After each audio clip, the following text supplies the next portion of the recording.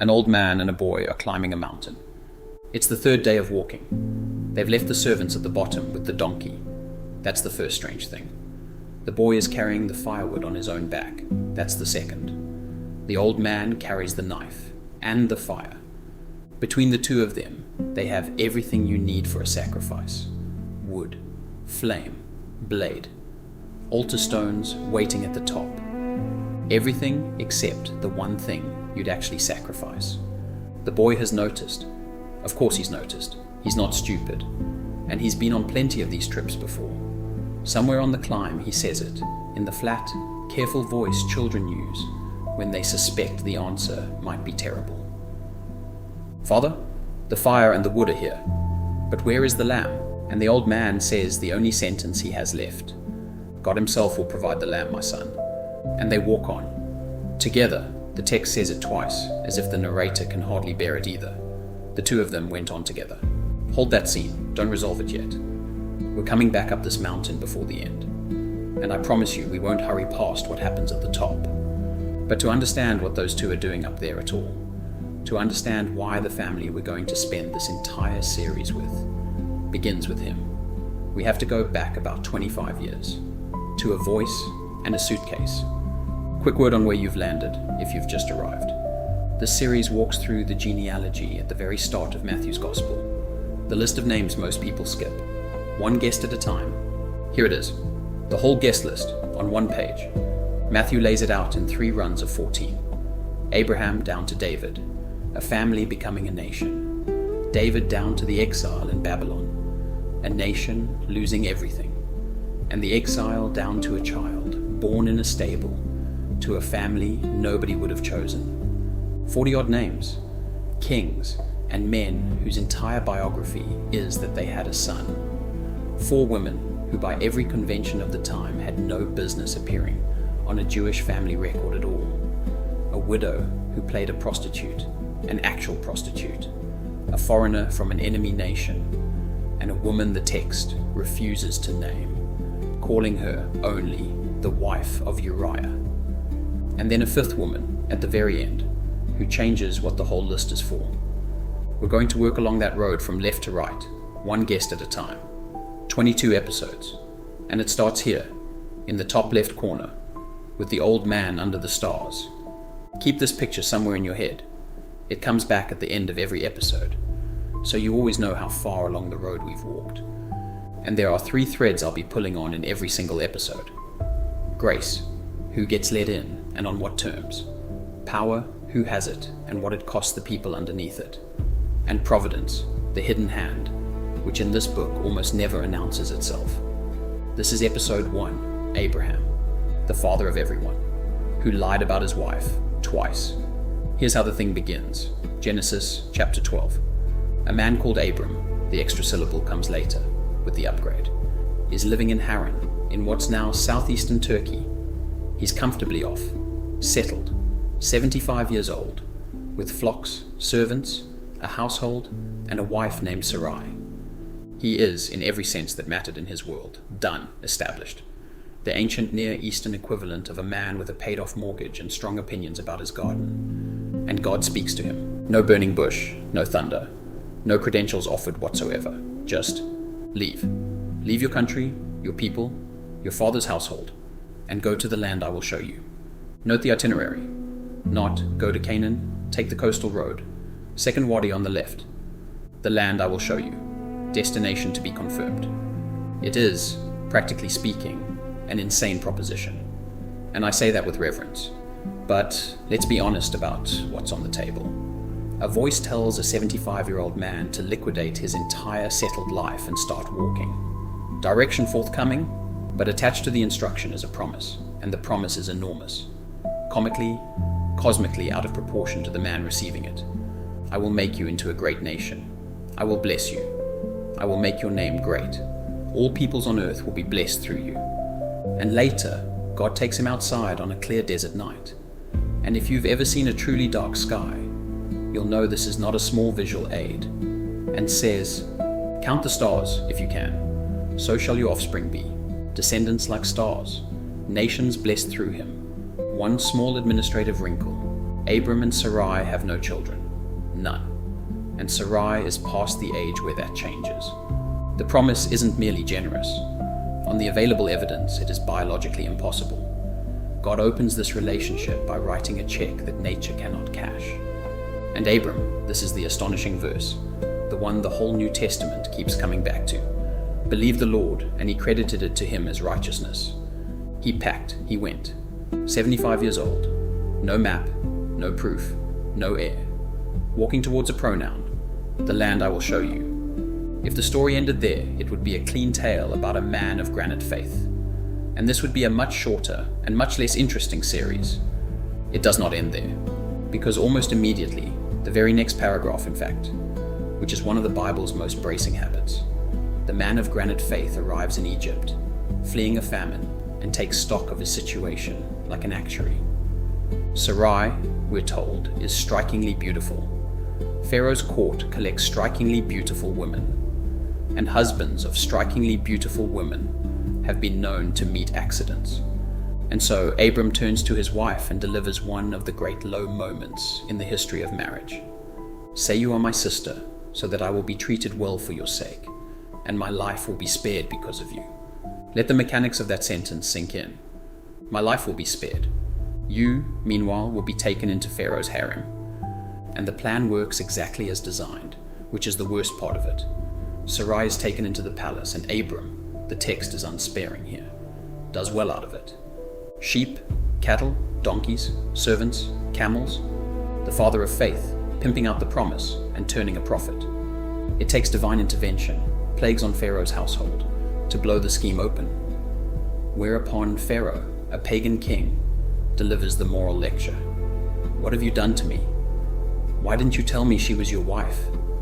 There is something exquisitely uncomfortable about watching the man God chose being told off correctly by the man God didn't.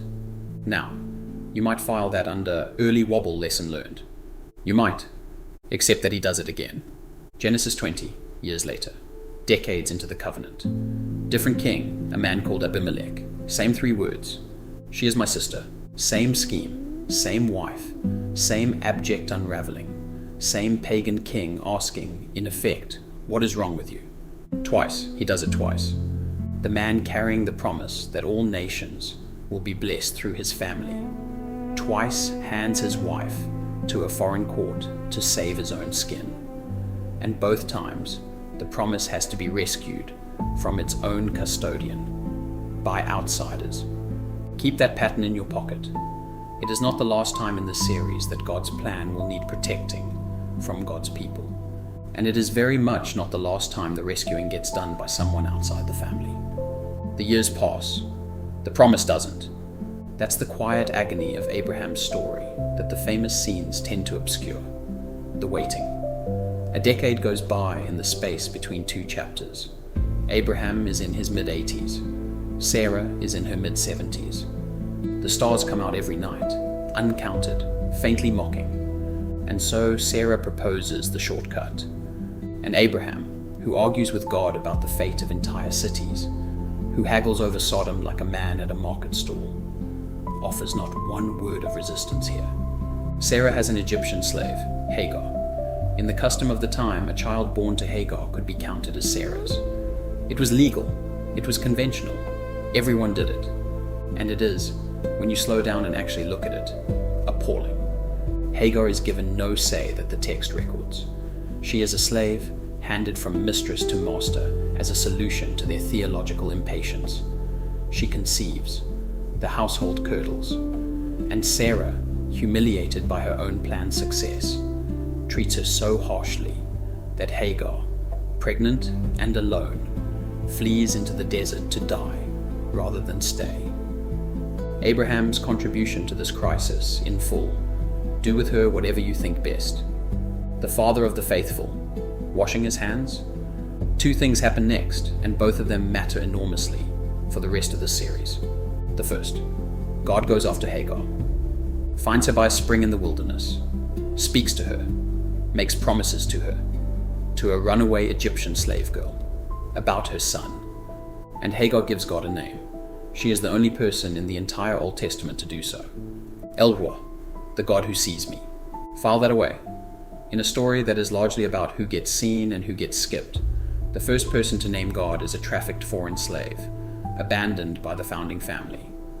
That is not an accident of the text. That is the text clearing its throat. The second thing, the shortcut has a cost, and the cost does not stay in its own chapter. Ishmael is born. 13 years later, Isaac is born, and the two boys cannot both be the heir, so the household tears along the exact seam that Abraham and Sarah stitched into it themselves. Hagar and Ishmael are driven out into the desert, properly this time, with bread and a skin of water, and Abraham's grief trailing after them. And again God meets them there, and again God makes promises, because God in this story keeps taking responsibility for the people Abraham's choices discard. But the wound is permanent. The shortcut didn't just fail to produce the promise. It produced a rift the text never once pretends heals. Grace will cover a great deal in this family. We'll see it cover a great deal. What it never does, not once, in any of these stories, is pretend the damage didn't happen. And then, when Abraham is 99 and the thing has passed from improbable through impossible into faintly absurd, when the promise has become a private joke, and I mean that literally, because both Abraham and Sarah laugh at God, separately, to his face, and God's response is to name the child after the laughter. Sarah conceives. Isaac. He laughs. Every time anyone said that boy's name for the rest of his life, they were retelling the joke of a post-menopausal woman in a tent, hearing the promise renewed one more time, snorting into her hand behind the flap, and then, against every law of biology and every year of accumulated disappointment, holding a son. God has brought me laughter, Sarah says, and everyone who hears about this will laugh with me. It's one of the happiest verses in Genesis, and it is earned. She waited 25 years for it. The promised son, the single point on which the entire future rests. Every star in the sky, every nation to be blessed, everything this series is going to trace, from Judah to David to a stable in Bethlehem, all of it funnels through this one laughing boy, which is what makes the next part almost unreadable. I told you the tone would change here. It has to. There are jokes to be made about Abraham. I've made several. There are more coming about his descendants. There are no jokes on Moriah. Genesis 22 begins with a sentence the narrator hands to the reader and withholds from Abraham. Sometime later, God tested Abraham. We know it's a test. He doesn't. Never forget, reading this chapter, that the one mercy the text extends, the certainty that this is a test, is extended only to us. The command comes in a slow, tightening spiral, each phrase closing in. Take your son, your only son, whom you love, Isaac, and go to the region of Moriah, sacrifice him there as a burnt offering. The text records no reply, no haggling. And remember, this is the man who bargained God down over Sodom. 50 righteous, 45, 40, 30, 20, 10, negotiating at length for strangers. For strangers he found his voice. For his own son, silence. He rises early the next morning. Early, the text says, and commentators have wondered for 3,000 years what that earliness means. Obedience so complete that it doesn't hesitate, or a man moving before dawn because he could not survive another hour of lying still. He saddles the donkey, splits the wood himself, and goes. 3 days of walking. The text gives us not one word of what passed between them or in him. 3 days is long enough to turn back 100 times. He doesn't. Then the mountain, and the scene we opened with, the wood on the boy's back, the fire and the knife in the old man's hands. The question, where is the lamb? And the answer, which is either the greatest statement of faith in the Old Testament, or the only sentence a shattered man could get out, or unbearably both. God himself will provide the lamb, my son. And the two of them went on together. At the top, the altar, built stone by stone, the wood arranged, and then the verse that Genesis delivers in the same flat, procedural voice it uses for everything, which is somehow worse than any amount of poetry. He bound his son Isaac and laid him on the altar on top of the wood. Then he reached out his hand and took the knife to slay his son. And a voice out of heaven, using his name twice, the way you shout at someone standing too near an edge. Abraham, Abraham, do not lay a hand on the boy. And a ram, caught by its horns, in a thicket, and an old man's hands, presumably shaking, untying the ropes. What was Abraham thinking, all that long climb? The text does not say, and I want to be honest with you about the difference between what it says and what we'd like it to say. Genesis keeps Abraham's interior utterly dark, and I think the darkness is deliberate. The story refuses to be made comfortable. It stands at the head of this whole family record, like a gatepost, declaring the terms. This God will ask for everything, and this God will provide the lamb. And between those two truths, there is a 3-day walk that the text will not shorten for anyone. Christian readers have always noticed the shape of the thing. A beloved son, wood on his back, walking up a hill outside what would one day be Jerusalem, while a father does not withhold him. Matthew noticed it too. It's part of why his list starts here. But that's a resonance to carry quietly. Not a bow to tie. Come down the mountain slowly. A quick word about Isaac himself, partly because he's next in the genealogy, and partly because otherwise nobody will. Isaac is, and I say this with real affection, the most passive major character in the book of Genesis. Things are done to Isaac. He is nearly sacrificed, someone else's test. A wife is found for him, someone else's errand. Abraham sends a servant, and Isaac's entire contribution is to be standing in a field when she arrives. His wells are seized, he moves. His blessing is stolen. He's asleep at the wheel, almost literally, as we'll see next time. Genesis gives Abraham 13 chapters and Jacob 10. Isaac gets roughly 1, and he spends a good part of it re-digging his father's old wells. And yet, the promise runs through him. He is the first demonstration of something this series will show us many times. The chain does not require every link to be dramatic. Some generations carry the promise by doing very little, faithfully. So, the first family portrait is on the wall. Let's step back and look at it through the 3 threads, and notice which one is turned up loud. Grace, loud. Here it is, the thing to see before anything else. The entire promise rests on this man. Not on a better man, on this one, the one who lied about his wife twice, profited from it twice, handed a slave to his wife's plan, and then to his wife's cruelty, laughed in God's face, and took a 25-year masterclass in doubt. God did not wait for Abraham to become the father of faith before treating him as the father of faith. Every one of Abraham's failures happens inside the relationship, after the promise, without voiding it. Genesis 15 contains a strange ancient ceremony in which God, in the form of fire, passes alone between the halves of sacrificed animals. It's a covenant ritual in which, crucially, only one party walks the path and takes the oath. Abraham sleeps through it. That is the grace thread of this entire series in a single image. The promise is underwritten by the promiser, because heaven help us all if it depended on the family. Power, quiet, but listen for it.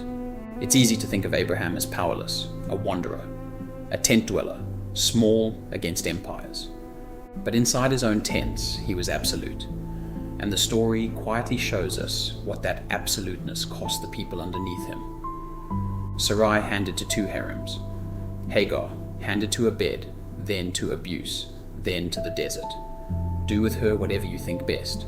Ishmael sent out with bread and water. Nobody in this episode wears a crown. And already, power is doing what power does in this family, flowing downhill onto the people least able to refuse it. Remember Hagar by her spring. The kings are coming, and they will do on a national scale exactly what Abraham did in a tent. The rot doesn't start with the throne. It starts here, at home. Providence, a whisper. Count the times this promise should have died in a single generation. A famine, 2 harems, a barren womb for 25 years, a shortcut that split the household, a knife raised. Any one of those ends the story. And notice how it keeps not ending. No thunderbolts mostly. a plague of well-timed inconvenience in Pharaoh's palace, a dream sent to Abimelek, a ram in a thicket on the right hill at the right hour. Providence in this episode works like a stagehand. You never see it cross the stage, but every prop is somehow where it needs to be when the scene turns. Get used to that. It's the quietest thread now. By the end of the series, it will be deafening. So, why does Matthew start here? Luke, remember, runs his genealogy all the way back to Adam. The widest possible lens. Jesus as heir of the whole human race. Matthew had that option and declined it. His first verse plants two flags, and only two.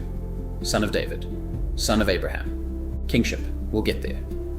And this covenant, this old man under the stars.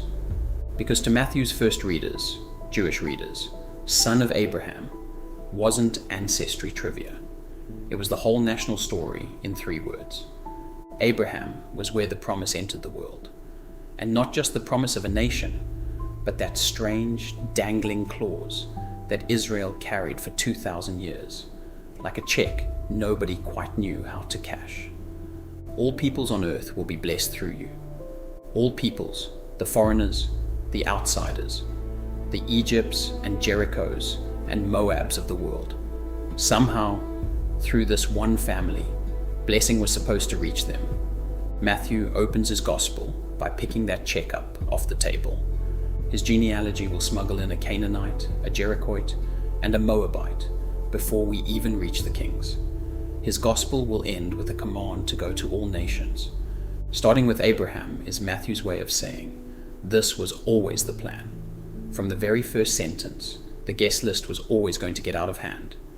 And there's a quieter point underneath it, the one this whole episode has been circling. An eternal promise got tied, by God's own free choice, to one ordinary, flawed, lying, laughing family. Not to an institution, not to an idea, to a household, with all the mess that households guarantee. Whatever else the genealogy of Jesus is, it is the receipt for that decision. And Matthew prints it in full. One honest question to carry out of this. And in this series, you only ever get one. Abraham's defining act wasn't the mountain. It was the suitcase, leaving everything on the strength of a promise with no proof, no map, and no timetable. And then living inside the gap between promise and fulfillment for 25 years. Badly, humanly, but without ever quite letting go. So, where in your life right now are you being asked to trust a promise you cannot verify? Not in general, specifically. What's the thing you've been promised, or believe you've been promised, that has no proof attached to it? Only a voice and a direction. And what does your version of the she's my sister scheme look like? The clever self-protective shortcut you reach for when the waiting gets long. You don't have to answer today. Abraham took 25 years. But name the promise. That's the first step of the walk. If you're willing to, put it in the comments. I read them. Come down the mountain then with the old man and the boy. The boy who'll grow up quiet, marry a decisive woman, father twins, and go conspicuously grey while doing remarkably little. It's the twins you need to worry about. One of them is hairy, hungry, and heartbreakingly easy to fool. The other one is about to commit identity fraud against his own blind father, with his mother directing the operation, using a goat. Next time, Jacob, one last thing, and then I'll let you go. Everything in the series comes out of a book, The Family Nobody Would Have Chosen. It's the long version of what you've just heard. Grace, power, and providence traced right through the genealogy of Jesus, name by name, with all the material there simply isn't room for in a single video. Same road, same guest list. More time to walk it. The link is in the description. But the videos stay free, and there are 21 more of them coming. Bring the goat.